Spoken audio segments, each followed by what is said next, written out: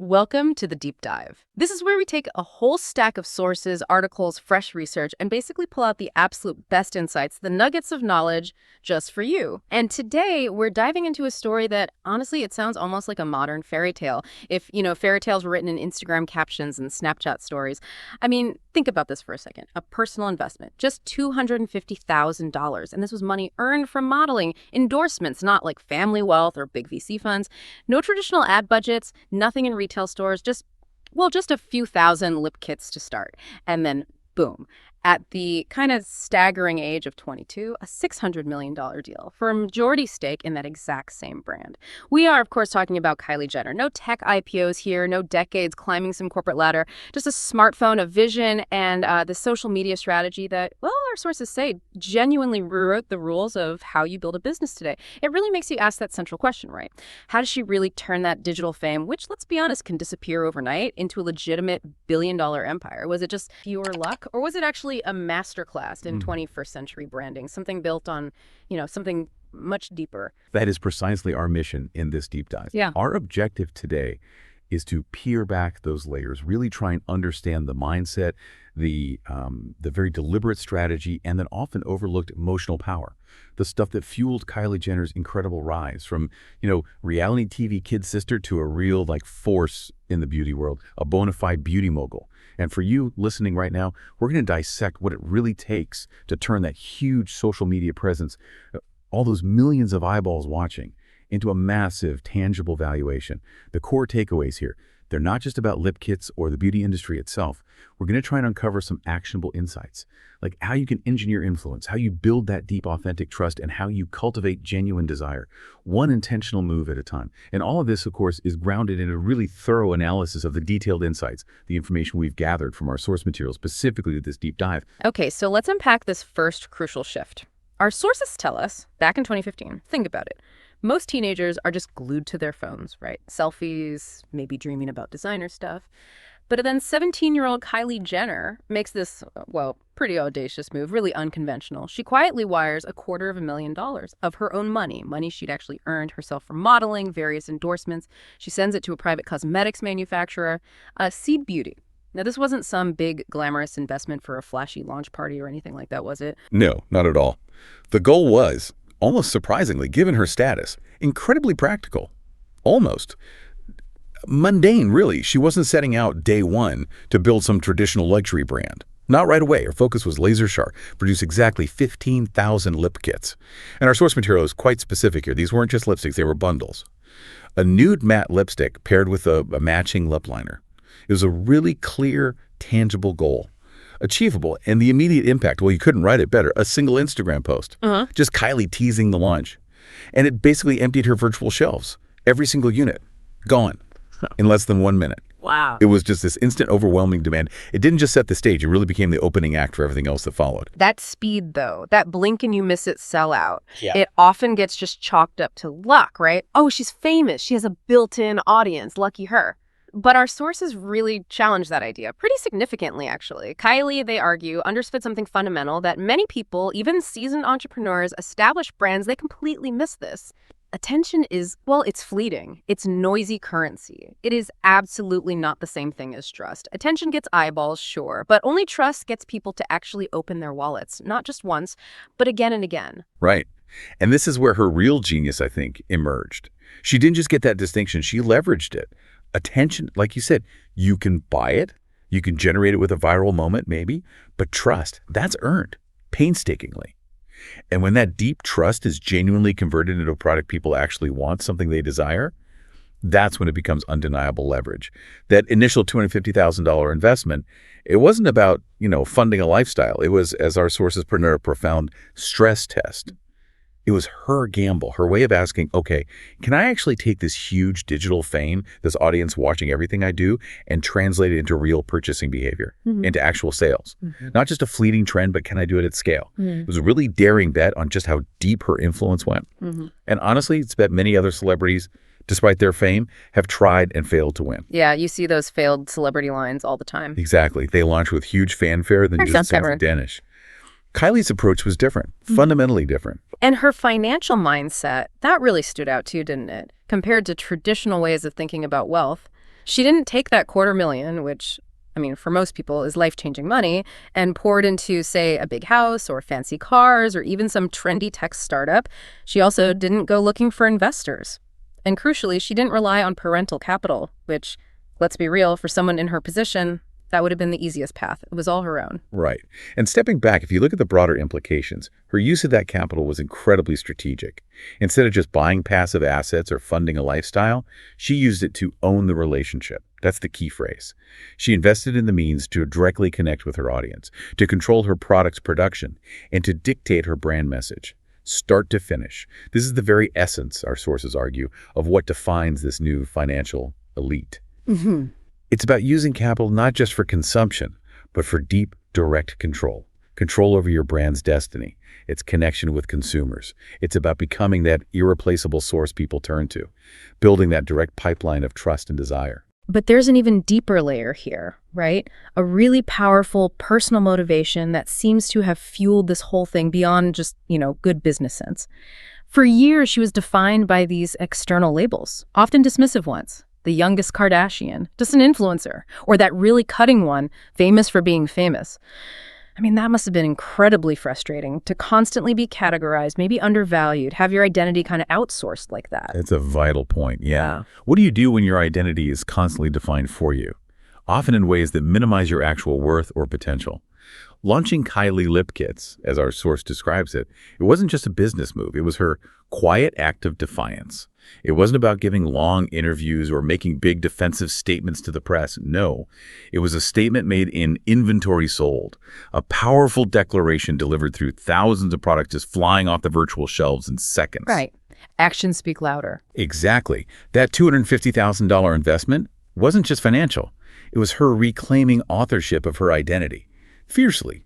She wasn't just going to be a product of fame anymore, something consumed and talked about. She was actively becoming a producer of it, shaping her own narrative through tangible, undeniable action. So this moment, that very first sellout, it was way more than just a business milestone hitting the books. It truly represented a pivotal shift in her mindset, moving away from just monetizing her image, which, okay, lots of celebrities do that, to actively engineering ownership.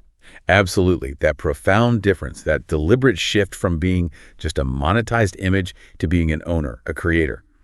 That's precisely why Kylie Jenner didn't just make millions. It's why she made the strategic decisions that ultimately got her significant equity in what became a billion-dollar narrative. Yeah. She understood that real lasting wealth wasn't just about earning money now. It was about building and owning the very infrastructure, the compelling story that generates that wealth over time. It's the difference between being, say, a brand ambassador and being the brand architect. Huge difference. So the real question maybe isn't, what would you do with $250,000? It's more like, do you have the guts, the courage to use your money, your resources, whatever they are, to become irreplaceable, to truly own your story? Something to think about. Okay, one of the most striking things our sources really hammer home is how Kylie Jenner just completely sidestepped every traditional career path. No college degree, no climbing some corporate ladder, definitely no pitching investors in stuffy boardrooms, with power suits and everything. Her journey was fundamentally different, almost like a deliberate rejection of the established playbook. And she built her empire on this really profound understanding, something most traditional entrepreneurs either overlook or maybe they just can't access it. The principle that distribution is destiny. Mm-hmm. The burgeoning age of Instagram back then, she recognized she already owned the most valuable distribution channel available. Direct, immediate access to millions of people's attention right there, in their pockets, on their phones. Yeah. She didn't need to fight for shelf space in some crowded department store. She didn't need to pay millions for primetime TV ads. She had a direct line, unfiltered, to her core audience. I mean, that's an unprecedented level of control for a brand starting out. But attention, as we kind of touched on, it's noisy, it's fickle currency. It can flash and fade so fast, burn out quicker than a sparkler. What really set Kylie apart wasn't just that millions were watching her. It was her unique ability to convert that passive watchfulness into real, actionable, undeniable demand. And here's a critical detail from our sources. When she launched in 2015, she didn't roll out some massive beauty line or even set up a formal company with a complex structure right away. She started with a single, incredibly focused product, one lip kit, one shade, telling one specific story. And that counterintuitively maybe was enough. Yeah, by focusing all her energy on just that one scoop unit, that stock keeping unit, she did something really counterintuitive, especially in an era where everyone was obsessed with massive scale, endless product lines, market saturation. She intentionally created scarcity. These lit kits, they weren't just unavailable in physical stores. There was no promise of like immediate restocks either. So when they inevitably sold out, usually in minutes, the demand didn't just disappear, it amplified. The waitlist, as our sources explain it, became in many ways even more powerful, more talked about than the product itself. Right, the FOMO effect. Totally. Yeah. This wasn't accidental momentum, just getting lucky. It was meticulously engineered. She basically transformed a cosmetic product into this prized, limited edition experience, a must-have item that conferred status, belonging. It tapped into that really primal human desire for what's rare, what's exclusive. So she wasn't just selling cosmetics then. She was selling urgency, like this thrilling race against the clock. She was selling a sense of belonging. You know, I got one, I'm in the club. And maybe most powerfully, she was selling a direct, almost intimate connection to her. You weren't just buying makeup. You felt like you were buying a piece of Kylie's world. And this is truly remarkable. Every single Instagram post, every Snapchat story about the lip kits, it felt like a personal message. Like a candid recommendation straight from Kylie. It didn't feel like some polished, impersonal brand campaign cooked up by an ad agency. The trust was already so deeply embedded because her audience had literally watched her grow up, raw, unfiltered, through years of reality TV, constant social media. Yeah, they felt like they knew her. Exactly. This existing, deeply personal trust provided an incredible foundation. It let her build a brand that resonated on a profound emotional level. People felt like they knew her, and that familiarity bred this intense loyalty, an immediate willingness to buy whatever she put out. I mean, it's a level of authentic connection that traditional advertising could spend millions trying to fake and probably still fail. And behind all that buzz, her actual business model was incredibly lean, which is another absolutely crucial piece of this puzzle. She wasn't building massive factories or sprawling warehouses, tying up all her precious capital in physical stuff. Exactly. She very strategically partnered with Seed Beauty. They handled all the manufacturing, the fulfillment, which brilliantly allowed her to keep her overhead incredibly low.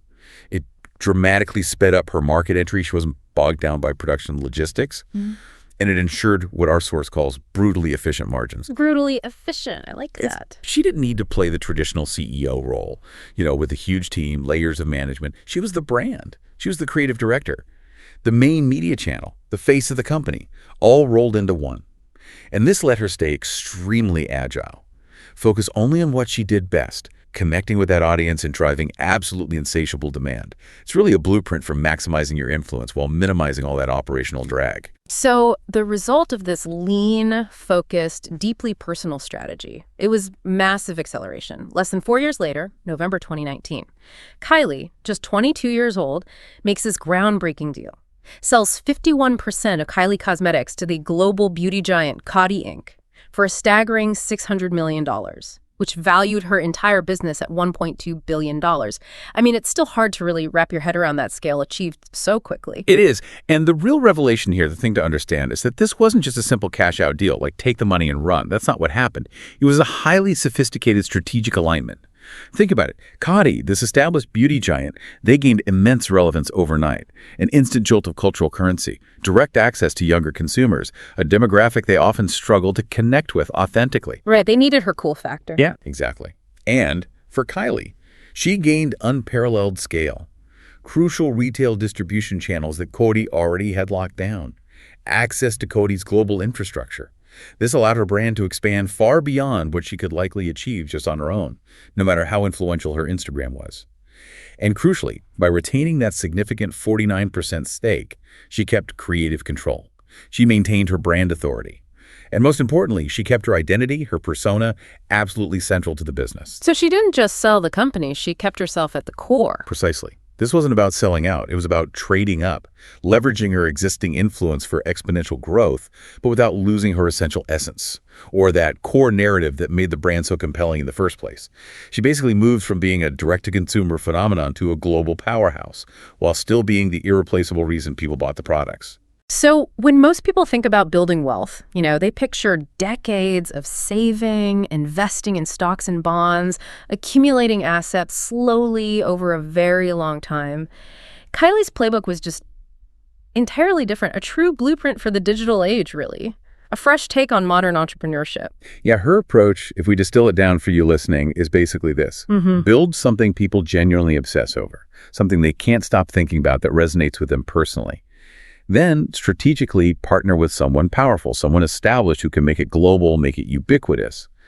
And this is the key, without ever sacrificing the core narrative. And in her case, that core narrative is her story, her personal journey, her unfiltered self. That was the bedrock. That's what the empire was built on and scaled from. It's really about finding that unique thing you own that only you can deliver, and then finding the partners who can amplify it without watering it down. So, makes you ask yourself, are you building something that's just valuable?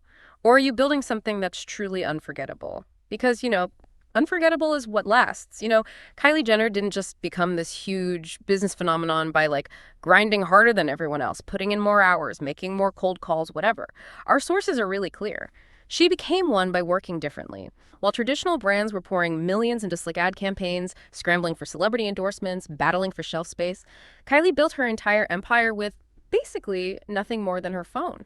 It's kind of astounding when you actually stop and think about it. It really is.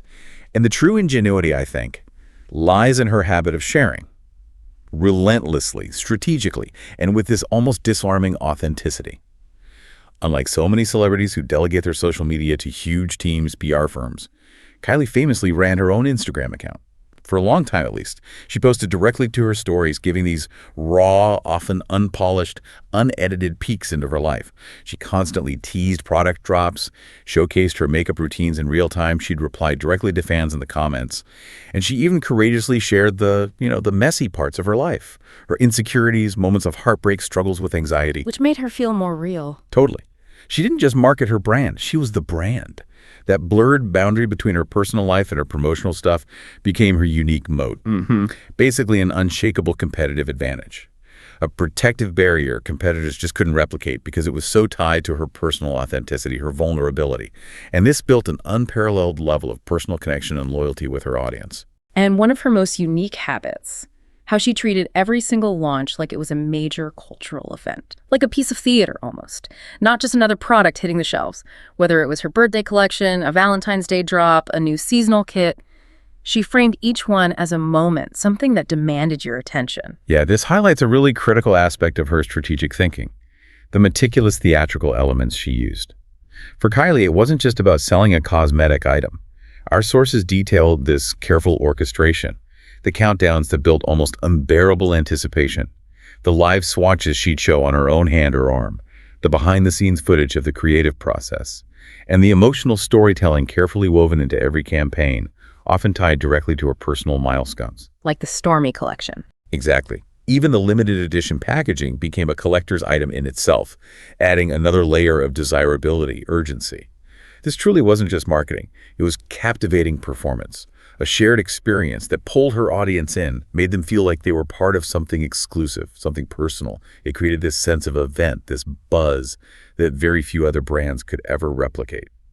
But maybe her real power move, beyond all the dazzling launches and the instant sellouts, was how she managed to sustain that deep level of trust over time. She didn't just show a highlight reel of perfection, which is basically what most social media feeds are these days, right?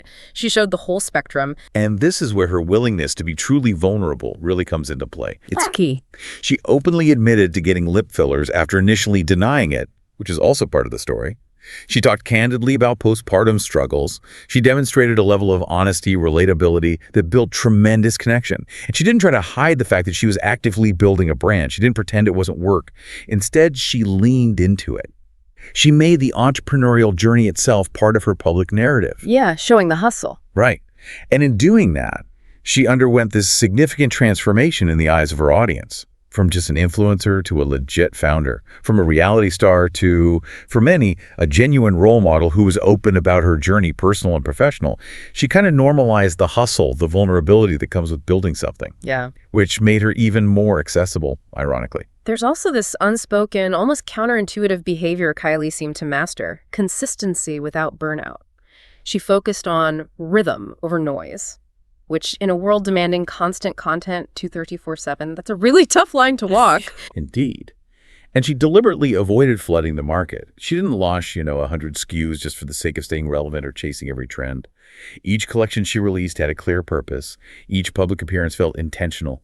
Even her breaks from social media, they often felt strategically timed, ensuring that when she returned, it was always with something new, something highly anticipated, something designed to generate organic conversation that collected gasps. Right, make them miss you a bit. Exactly.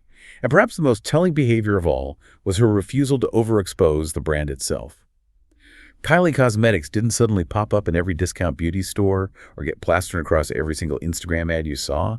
She deliberately let demand lead the visibility, rather than trying to force visibility to create demand. In this incredibly noisy world, she managed to build an almost mythical mystique through strategic minimalism, through restraint.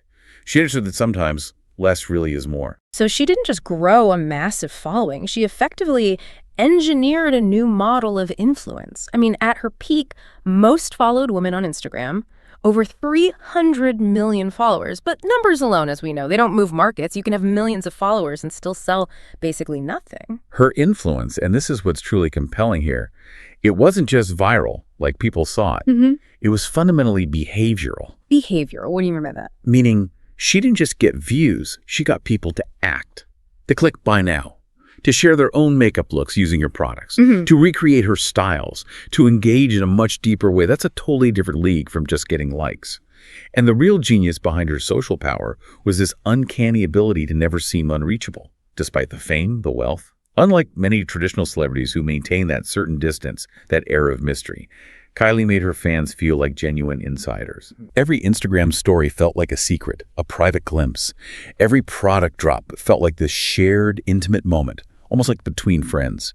Even her captions, no matter how curated they might have been, they felt like they came directly from her, bypassing any obvious PR filter. And this level of intimacy, remarkably, managed to scale to millions of people. And that truly is rare. While most brands are out there chasing mass attention, Kylie cultivated this highly targeted obsession. She didn't just collect fans, she built this loyal base of repeat customers who felt genuinely emotionally invested in her brand's journey. Right. They weren't just buying lipstick. Exactly. They felt like they were buying a tangible piece of her mood, her life, her evolving identity in that specific moment. And because her identity kept evolving, so did the compelling narrative of her products. It kept things fresh, kept people invested. And maybe the most underrated part of her whole power thinking, our sources point out, is actually what she didn't do, which feels counterintuitive, but it's a powerful lesson maybe. This is crucial. Yeah. While everyone else was scrambling for endless influencer deals, jumping into every trending product category, Kylie often pulled back. She deliberately chose not to overexpose her brand with tons of influencer collaborations, which can easily dilute a brand's image, make it feel less special. She didn't dilute her own image by jumping into every single trending category or finding every endorsement deal that came her way. She understood something crucial that many marketers forget. Mystery is a powerful multiplier. Interesting. By showing just enough, by keeping a little bit of mystique around her next move, her next collection, she actually intensified desire. It's the difference between a constant commercial blaring at you and a highly anticipated event you can't wait for. She conserved her brand equity, making sure every appearance, every launch felt significant. She didn't exhaust her audience. She kept them wanting more. And it wasn't just about short-term gains either. She played a remarkably long game with the platforms she used, staying loyal to her audience base there, building what our sources call platform fluency, like a deep understanding of how to use each channel, Instagram, Snapchat, etc., to its maximum potential. Yeah, zooming out, she didn't wait around for traditional media outlets like magazines or TV shows to tell her story or define who she was. Yeah. She fundamentally became her own media company. And that ultimately is where the real leverage lies in today's world, in that autonomous ability to set your own narrative at massive scale without needing permission from anyone. Gatekeepers become irrelevant. Her influence wasn't just cultural. It was profoundly commercial. We saw it time and again. A single Instagram post from her could move more units, generate more sales than multi-million-dollar traditional advertising campaigns.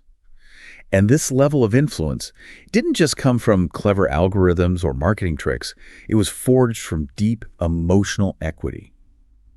People didn't just follow Kylie. They felt like they knew her, like she was talking directly to them through their phone screen. That's not just marketing. That's genuinely magnetic. It's about cultivating belief, not just collecting followers. So it makes you ask yourself, are your daily actions, your posts, your work, Is it building real momentum, or is it just adding to the noise? And are you just collecting followers, or are you actually cultivating belief? Big difference. Kylie Jenner, by her own account, she might not sit down and articulate some grand philosophy like a professor would, but our sources are really clear. Her decisions, her actions, they speak volumes. They consistently reveal this guiding worldview: control the narrative, or someone else will, which is a very proactive, almost aggressive stance to take in the public eye, isn't it? It is, and it's particularly fascinating when you contrast it with how most public figures react, especially in the age of cancel culture. Most instinctively pull back, right? They try to protect their image by minimizing visibility, staying quiet, hoping things blow over. Kylie did the exact opposite. She consistently leaned in. She didn't just embrace visibility, she strategically weaponized it, as our sources put it. She masterfully wove every single chapter of her personal life, the good, the bad, the complicated, into the commercial arc of her brand. We saw products timed with her birthdays, makeup collections explicitly inspired by her daughter, Stormy, even a whole rebranding of her aesthetic after very public breakups. Yeah, she made it part of the brand story. Exactly. It wasn't about hiding vulnerability or pretending challenges didn't exist. It was about meticulously scripting them, making them integral, relatable, even desirable components of the brand story itself. She brought her audience along for the entire ride, the highs and lows, and they bought into every chapter, literally and figuratively. So her core philosophy really seems to be, look, if people are going to talk about me anyway, I might as well own the conversation. It's a powerful stance, audacious maybe, turning potential criticism into a springboard for control. And this mindset perfectly explains why she never apologized for her fame. And crucially, why she never tried to distance herself from that immense Kardashian legacy that came before her. Instead, she took what others often framed as a weakness, being famous for nothing or just the younger sister, and she transformed it into the very foundation of her empire. She wasn't just building a business, she was building this continuous, evolving story, a narrative. And in this narrative, every single product she launched became like a new episode, something her audience eagerly consumed, always curious to see what she'd do next, what part of her life she'd share through the products. Right. It wasn't just makeup. It was an extension of her. Exactly. An extension of her personal journey, inviting you, the consumer, to be a part of it. This philosophy also helps make sense of one of her boldest decisions, selling that 51% majority stake in Kylie Cosmetics to Coty for $600 million. Most founders, especially ones who built something from scratch like she did, they would hesitate profoundly about giving up majority control. It just goes against the grain of conventional entrepreneurial wisdom, right? It absolutely does. And it raises this important question about priorities. What do you value more? Kylie, our sources suggest, she wasn't obsessed with titles or with maintaining absolute control purely for the sake of control itself. She was apparently obsessed with scale. She understood, with remarkable clarity it seems, that owning 49% of a multi-billion-dollar global brand backed by Coty's massive infrastructure, their global reach, that was fundamentally more powerful. It had far greater potential than owning 100% of a boutique brand that was inherently limited by the organic reach of Instagram alone. Makes sense. It's that classic tension, control versus reach. And Kylie brilliantly navigated both. By ensuring she remained the undisputed face, the creative force, the essential emotional anchor of the brand, even after the sale. She didn't need the CEO title on the door. Exactly. Her influence was the reason people kept buying. She basically traded a larger slice of a smaller pie for a very significant slice of a much, much larger pie. Smart move strategically. And then, of course, came the backlash, the inevitable challenge. May 2020, Forbes publishes that bombshell article, publicly revoking her billionaire status, accusing her team of inflating financials, claiming the business was smaller, less profitable than everyone thought. I mean, for many young founders, that kind of public takedown, especially on such a huge global stage, it would be utterly devastating. Career-ending, maybe. And what's truly fascinating here is Kylie's strategic response, or maybe lack thereof, in the traditional sense. She didn't hold some dramatic press conference defending herself. She didn't post a teary defensive video on Instagram. She didn't even really engage in extensive public rebuttals, which is exactly what most public figures would do, right? Try to manage the narrative, fight back. Yeah, try to control the damage. Instead, her response was, well, silent in terms of direct defense, yet incredibly active in terms of business. She swiftly launched new skincare lines under Kylie Skin. She teased brand extensions. She embarked on entirely new ventures, that fashion label, Kaya May, and then an alcohol seltzer company, Sprinter. Her silence wasn't indifference. It was a deliberate, calculated strategy. While the entire world was busy debating her net worth, the legitimacy of her status, she stayed laser-focused on her true asset, relentless momentum, keep building, keep moving. Her philosophy became crystal clear in that moment. Perception is temporary, execution is permanent. In a world totally obsessed with public validation, with applause, Kylie just played a different game. Her North Star wasn't fleeting acclaim, it was fundamental autonomy, long-term impact. She didn't feel the need to convince anyone of her success through words. She just needed to outlast the noise by doing the work. She just built, again and again, consistently aiming to outperform the criticism, reclaim her narrative through tangible, undeniable action, not just words. That moment from 2020 onward, it really marked a clear turning point, didn't it? She stopped being seen as just this young social media phenom riding a lucky wave and started operating much more like a seasoned strategic brand architect. She diversified, she experimented, and she undeniably reclaimed her narrative, not by defending it, but simply by outperforming it, showing, not telling. Yeah, it's stepping back to see the broader implications. This is the very essence of true long-term thinking in business and life, maybe.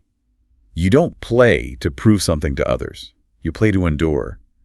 And perhaps most tellingly, remember in 2023, those reports emerged that Kylie was actively negotiating to buy back a portion of the stake she had sold to Coty just 4 years earlier. Right, I remember that. That move alone reveals this deeper, more sophisticated philosophy at play. Partnerships, she seems to understand, are powerful tools, but they should never become cages. She grasps that short-term capital gain, that big check, should never come at the cost of long-term sovereignty, your ability to control your own destiny. By strategically reclaiming equity, she was reclaiming authorship not just of a brand, but of her entire legacy. In a business world often fixated only on the immediate exit strategy, the big sale, Kylie plays what our sources call the return game. The return game. Yeah.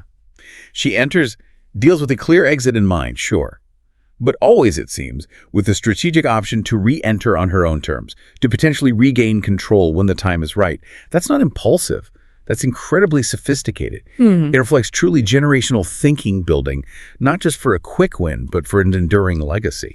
So it's really fair to say she's much more than just a beauty mogul at this point. She's effectively building this massive infrastructure for longevity across multiple industries now: beauty, skincare, fashion, beverages. It's like a whole constellation of brands.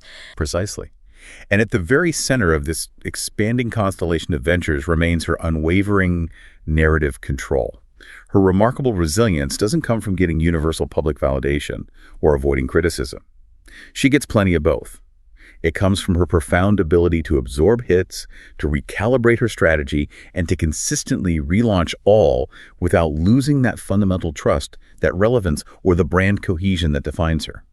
In moments of crisis, she never seems to react emotionally, publicly at least. She consistently responds strategically, and that isn't just the result of good PR training. That feels like a deep, ingrained, long-game instinct, something few people possess, especially under that level of scrutiny. So here's the question maybe worth sitting with for a moment. When the world stops believing in your story, when the headlines inevitably turn against you, do you collapse? Or do you quietly rewrite it? Hashtag outro. Kylie Jenner's journey, then, it isn't just about building a massive beauty empire. Our sources make it abundantly clear she fundamentally redefined what modern entrepreneurship looks like. She really showed a whole new path forward. Absolutely. The key takeaways from her story, they're profound and incredibly relevant for anyone listening, I think. We've seen the sheer power of narrative as a unique kind of currency. Your story itself can be your strongest asset. We've witnessed how trust, when it's built intentionally, carefully, and infused with genuine emotional resonance, can scale far faster, far more effectively than any fancy technology or algorithm. And crucially, that true ownership over your image, over your direct connection to your audience, and over your own decisions, that's the only real luxury that genuinely compounds and grows over time. She masterfully leveraged attention into tangible action, transformed her personal image into significant equity, and consistently converted setbacks, even public criticism, into powerful strategy. She turned visibility into velocity, not by shouting the loudest, but by showing up the smartest. With this deep, relentless understanding of who she was, what she represented, and maybe most importantly, what her audience desperately wanted to believe in alongside her. And all of this, remarkably, without a single traditional pitch deck presented to investors or some rigid, predefined exit plan from day one. And yet, maybe the most profound part of Kylie's journey isn't just what she built, but what she didn't sacrifice along the way. She didn't give up her name. She didn't abandon her core identity, even when it was criticized. She didn't allow that criticism, no matter how harsh or how public it got, to define her or derail her path. Instead, she brilliantly made each chapter of her life, even the most controversial ones, the messy ones, an essential part of the very architecture of her influence. She absorbed the blows, she learned from them, and she integrated them right back into her ongoing story. In this incredibly fast-moving world, a world that often forgets things even faster, Kylie's enduring empire stands as powerful proof of something far more enduring. That when you truly know how to own your narrative, you never actually go out of style. You simply evolve. So maybe the real lesson here isn't just how to build a billion-dollar brand. Maybe it's actually how to build a story. A story strong enough to survive every headline, every fleeting trend, and every public takedown, and still, in the end, belong entirely to you. Now look, maybe you listening right now, maybe you've never had $250,000 sitting around to invest in a business idea. Maybe you don't have millions of followers hanging on your every post. Maybe you're still trying to figure out what your unique story even is, what that powerful narrative might be for you. And that's perfectly okay. So was Kylie once. She had to start somewhere, right? With something small, something deeply personal. But here's the truth, and it's something our sources really underscore so clearly. You absolutely don't need her level of fame or her kind of fortune to start building something that is uniquely yours, something that resonates. You just need clarity. You need a strong point of view. You need a reason, a why that makes the work deeply personal for you, not just purely profitable. It's really about finding that core, authentic why that fuels you, that keeps you going. So let me ask you directly. Have you ever been underestimated, ever been dismissed, ever been told you're just another version of someone else, or that your idea isn't original enough, or that you just don't have what it takes? Then maybe, just maybe, you understand kind of at a gut level what it might have felt like. To be 17 years old, navigating the intense shadow of a famously successful family, and wiring your entire savings into a product that, at the precise moment, pretty much no one else truly believed in yet. Your story doesn't need to look exactly like Kylie's. Of course not. But it does, crucially, need to be written by you. So if you've ever found yourself in a moment of profound doubt and somehow managed to turn that feeling into undeniable momentum, or if you've ever made a decision that scared you to your core, but ultimately made you stronger, pushed you forward, we want to hear about it. Drop a comment, share your story. Because you truly never know who's watching, or who out there might desperately need your unique version of courage right now to help light their own path forward.